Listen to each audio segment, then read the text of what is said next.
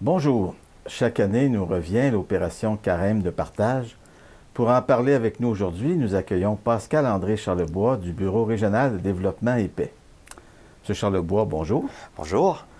L'opération Carême de partage, ça consiste en quoi exactement? D'abord, c'est au cœur du carême. C'est nos évêques qui inscrivent le carême de partage de développement et paix au cœur même de notre carême. Et cette année, le thème, c'est dignité humaine. Alors, dignité humaine, ça, bien sûr, nous amène à voir comment Jésus a marché, lui, sur des chemins où il a manifesté son humanité. Et c'est des gestes semblables que nous sommes invités à poser pour nos frères et nos sœurs des pays du Sud. Et concrètement, comment est-ce qu'on peut davantage faire se développer la dignité humaine? Bon, d'abord, Développement et paix le fait avec ses partenaires autour de ce qu'on peut appeler des axes. Oui. Un premier, bien sûr, c'est ce qu'on appelle pour nous la participation citoyenne. On peut parler de la gestion et du contrôle des ressources naturelles, l'égalité entre les hommes et les femmes, la justice écologique et, bien sûr, lorsqu'il y a des secours d'urgence, eh bien, la reconstruction. Et on ajoute aussi reconstruction de la paix et réconciliation, parce que dans plusieurs pays, c'est une réalité, au quotidien même. Reconstruction de la paix, c'est tout un travail, ça? C'est tout un travail, mais dès qu'on y croit, il y a d'autres personnes qui portent cette réalité-là. Nous, ce sont des partenaires que nous avons dans les pays. On parle maintenant de 90 partenaires, une présence dans plus de 22 pays. Ouais. Alors, si on prend l'exemple de l'Afghanistan, il y a un partenaire là-bas que l'on appuie qui s'appelle le Centre de ressources pour les femmes afghanes. Alors, c'est un partenaire qui accompagne ces femmes-là. D'accord. Maintenant, à l'échelle d'ici, parce que ça commence aussi par l'effort qu'on est appelé à consentir nous-mêmes dans le cadre du carême, il y a notamment, je crois, la quête du 5e dimanche du carême dans les paroisses. Exact. On l'appelle bien sûr la quête, mais il faut réaliser que c'est un partage de notre pain quotidien. Pain quotidien avec nos frères et nos sœurs des pays qui sont loin de nous des fois, mais qui sont très près. On a juste à penser à notre épicerie, là. Qui nourrit qui?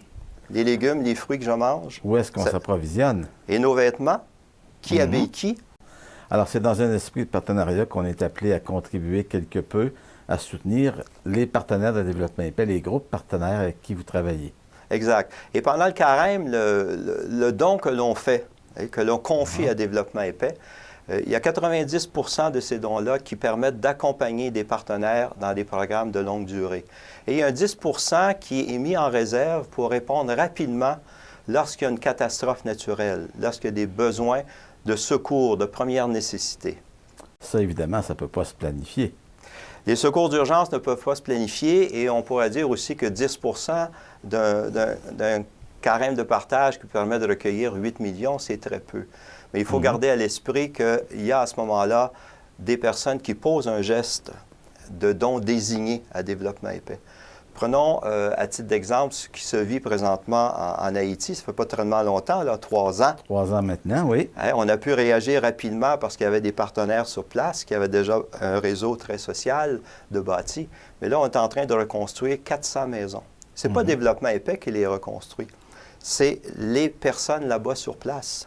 Alors, ils fabriquent même les blocs de ciment et ils se prennent en main et ils ont un mot de fierté.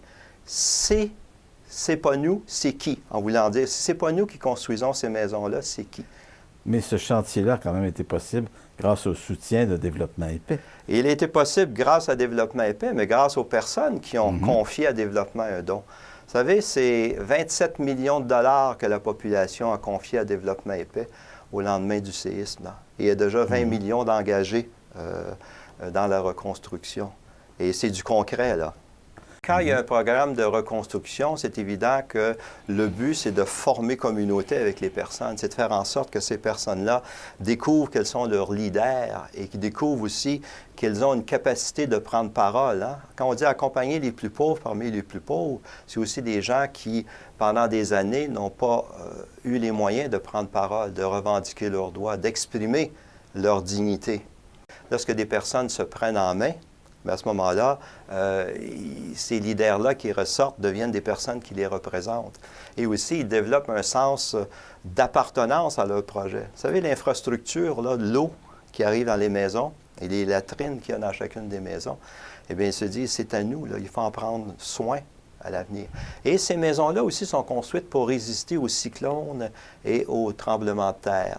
Ah, ça, je pense que c'est une amélioration importante. C'est très significatif et aussi, je vous disais tantôt, ils disent, si c'est pas nous, c'est qui? Mais aussi, ils disent, c'est maison solide pour la vie. Solide pour la vie. Bien, écoutez, c'est sûr qu'il y aurait bien d'autres choses à dire, mais c'est déjà un aperçu intéressant qui, je pense, devrait encourager tout le monde à essayer de faire sa part à l'occasion du carême de partage. Et oui, c'est une invitation à la population et à la population de partager une partie de leur pain quotidien pour des sœurs et des frères qui ne sont pas si loin que nous lorsqu'on y pense vraiment. Oui. Bien, M. Charlebois, merci beaucoup. Merci à vous, M. Tessier.